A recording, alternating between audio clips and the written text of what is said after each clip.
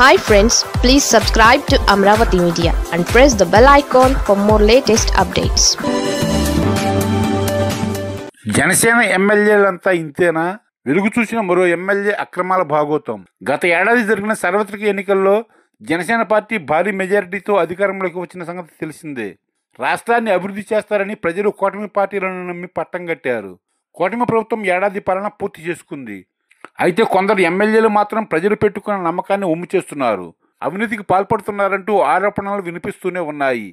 అధికార పార్టీల ఎమ్మెల్యేలు ఇసుక మట్టి దందాలకు పాల్పడుతున్నారని ఆరోపణలు బలంగా ఉన్నాయి. దీనిలో భాగంగానే టీడీపీ సీనియర్ నాయకుడు మాజీ మంత్రి దేవినేని ఉమామహేశ్వరరావుకు సంబంధించిన ఒక ఆడియో కాల్ రికార్డింగ్ ప్రస్తుతం నెట్టింట సంచలనం సృష్టిస్తోంది.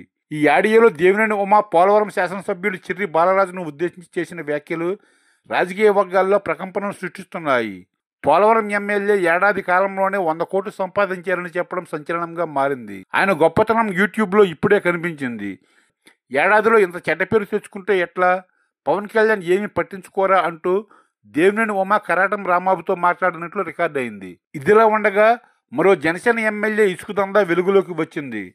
రాజానగరం నియోజకవర్గంలోని కలవచెల్ల గ్రామంలో పోలవరం ఎడమ కాలువ, పుష్కర కాలువ పనులు శరవేగంగా జరుగుతున్న వేళ స్థానిక జనసేన ఎమ్మెల్యే బత్తుల రామకృష్ణ అనుచరులు రోజువారీ 100 లారీలతో అడ్డగోలుగా ఇసుకను తరలిస్తున్నారని గ్రామస్తులు తీవ్ర ఆరోపణలు చేస్తున్నారు. అర్ధరాత్రి లారీలను అడ్డుకొని ఇసుక మాఫియాపై తిరుగుబాటు చేయడం సంచలనం సృష్టించింది.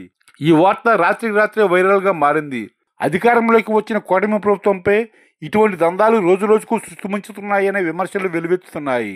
స్వయంగా జనసేన అధినేత డిప్యూటీ సీఎం పవన్ కళ్యాణ్ కాలువలు ఆక్రమించిన నీటి ప్రవాహానికి అడ్డుపడినా సహించేది లేదని హెచ్చరించినప్పటికీ ఆయన పార్టీకి చెందిన ఎమ్మెల్యేల సారథ్యంలోనే ఈ అక్రమాలు జరుగుతుండడంపై విమర్శలు వెలువెత్తుతున్నాయి.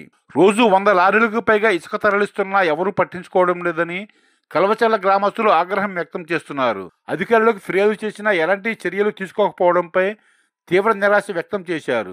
ఇటీవల ఇసుక లారీల వల్ల 108 అంబులెన్స్ ఆలస్యం కావడంతో ఒక నిండు ప్రాణం పోయిందని ఆవేదన వ్యక్తం చేశారు. కాలువల పునాదులనే తవ్వి తరలించడం వల్ల గట్లు బలహీనపడి భవిష్యత్తులో వరద ముప్పు తప్పదని ప్రజలు ఆందోళన చెందుతున్నారు. అందుకే తామంతా ఏకమై తిరుగుబాటు చేశామని గ్రామస్తులు తెలిపారు. ఈ ఇసుక మాఫియా ఆగడాలపై వార్తలు రావడంతో సంబంధిత వర్గాలు మౌనం దాల్చాయి. ఈ ఘటనపై కూటమి నేతలు ఎలా స్పందిస్తారో వేచి చూడాల్సి ఉంది. అయితే ఇదంతా పవన్ కళ్యాణ్కు చేరకుండానే మధ్యలో కొందరు వ్యక్తులు మేనేజ్ చేస్తున్నారని తెలుస్తోంది.